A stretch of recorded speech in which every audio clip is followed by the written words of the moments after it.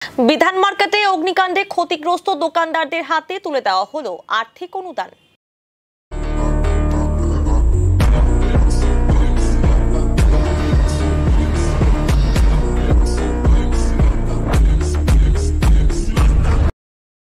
বৃহস্পতিবার mayor relief fund থেকে সম্পূর্ণরূপে ক্ষতিগ্রস্তদের হাতে 50,000 টাকা ও আংশিক ক্ষতিগ্রস্তদের হাতে 15,000 টাকার চেক তুলে দেন মেয়র গৌতম দেব। প্রসঙ্গত, গত 28শে সেপ্টেম্বর বিধান মার্কেটে ভয়াবহ অগ্নিকাণ্ডের ঘটনায় 9টি দোকান পুরোপুরি পুড়ে যায় এবং আরও প্রায় 14টি দোকান ক্ষতিগ্রস্ত হয়। সেই সময় উত্তরবঙ্গ সফরে এসে ক্ষতিগ্রস্তদের 1,50,000 টাকা করে ক্ষতিপূরণ দেওয়ার কথা ঘোষণা করেছিলেন মুখ্যমন্ত্রী মমতা ব্যানার্জি। ইতিমধ্যেই সেই ক্ষতিপূরণও তুলে দেওয়া হয়েছে ক্ষতিগ্রস্তদের হাতে।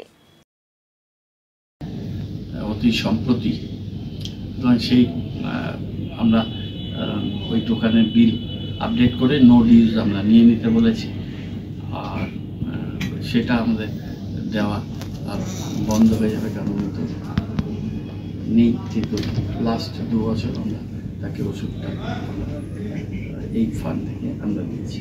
তো আজকে আমরা এই 4 জন এবং যে ভদ্রলোকের একটু বেশি ড্যামেজ হয়েছিল তাকে আইনগত কারণে, টেকনিক্যাল কারণে আমরা একজনকে দিয়েছি। আমাদের হিসাব রেকর্ডে ওটাই ছিল, কিন্তু আমরা বলেছিলাম যে আপনি অত ঘাবড়াবেন না, আমরা কর্পোরেশন থেকে যতটা পাচ্ছি আমরা সহায়তা করছি। আজকে সেই চেকগুলো আমরা দিয়ে দেবো। আমি আছি, ডেপুটি মেয়র আছেন, আমাদের কমিশনার ম্যাডাম, সেক্রেটারি, আমাদের চেয়ারম্যান, আমাদের জুনিয়র MIC, তারা সবাই আছেন।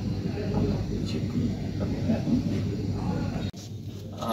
মানবিক মুখ্যমন্ত্রী তিনি 9টা দোকানকে অথবা 8টা দোকানকে 1 লাখ টাকা করে, আর বাকি 14টা দোকানকে 50,000 টাকা করে দিয়েছে। তিনি আমাদের নির্দেশ দিয়েছিলেন যে পুরসভা এই যে দোকানগুলো বানানো দরকার সেগুলো যেন সেই কাজটা করে দেয়।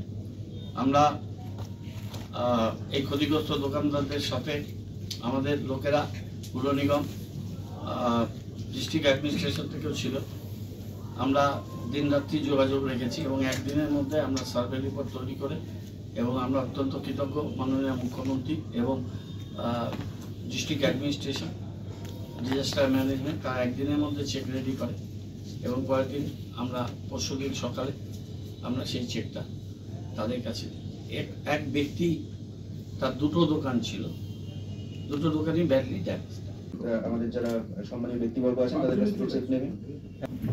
মাননীয় মেয়র সাহেব তারা চেক তুলে দিচ্ছেন।